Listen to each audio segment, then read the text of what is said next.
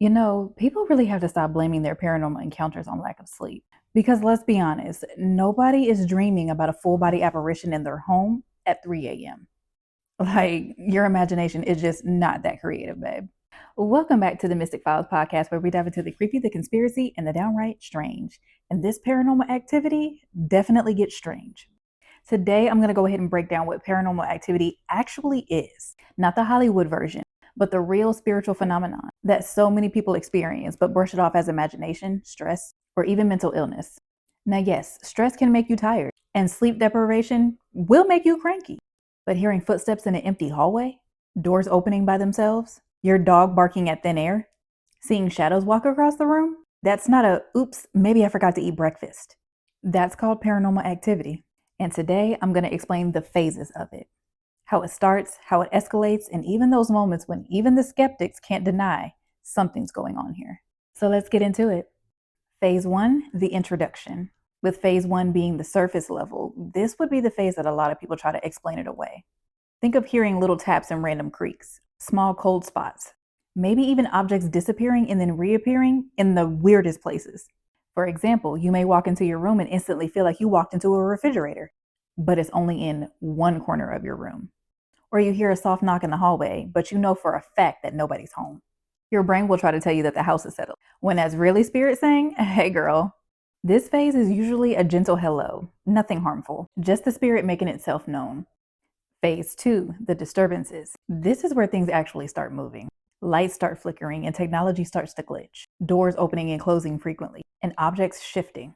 You may go to put your remote on your bed, turn around to do something else, and when you turn back around, your remote is now in your bathroom. And you swear you didn't move it. You know you didn't move it. But your brain will try to explain it away and say, maybe I forgot. No, baby, that remote was relocated. This would be the, okay, I'm paying attention now stage. Phase 3, the communication. This is when whatever is in your space starts reacting to your responses, whether it's knocking back, lights flashing after you speak, hearing footsteps that mimic your own, and even the fur babies getting involved because they're starting to react. And we all know when the animals start doing stuff, something's going on. For example, you may say, do it again, and then you hear. And now you're standing in the doorway questioning every life choice that led you to this moment. Shooketh. This usually is a sign of an intelligent spirit, not just energy, consciousness. Phase 4, the manifestation. This is the level that nobody can deny. You're seeing shadow figures in translucent forms, misty shapes, and even solid human-like figures. An example may be you walk into your living room and you see a full figure standing by the couch. Not your shadow, not a cousin, not a prank, but a straight-up person made of light or smoke. Your imagination cannot create a face that it's never seen before. Let me say that again, because I am a psych major. Your mind is not going to create a face that it's never seen before with clothes, facial structure, and movement patterns. That's a manifestation, period. Phase 5, the contact.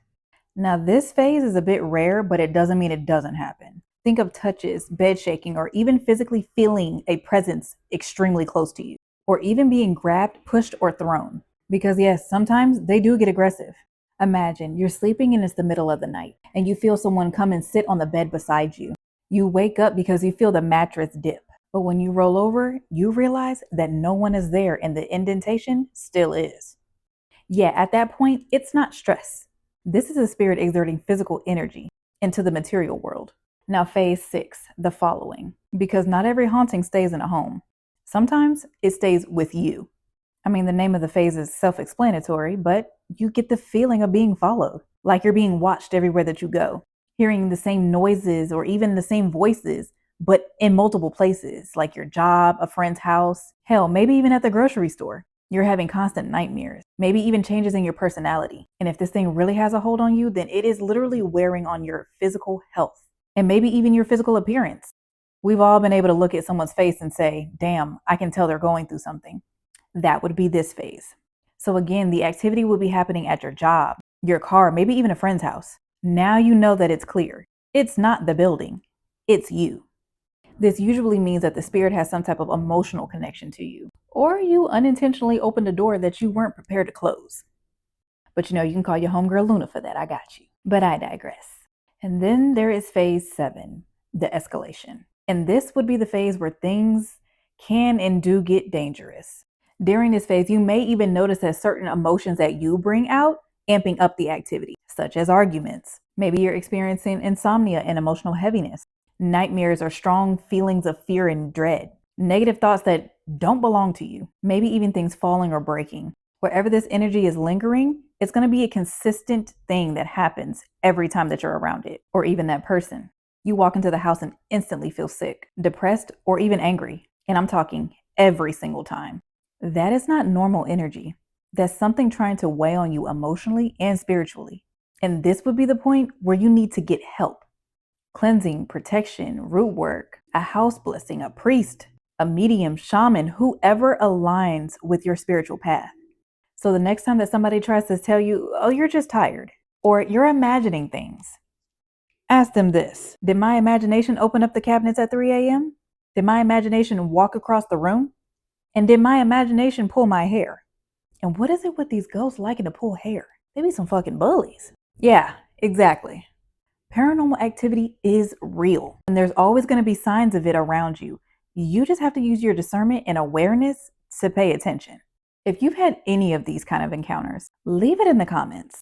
Or you can email it in or send it into the Reddit page for a chance for it to be featured on a future episode of the Mystic Files podcast. Yes, the Reddit page is a little bit new, but I'm accepting entries because so far y'all have sent some really interesting ones into my email, but I'm definitely in need of some more. The hoodlums are demanding more.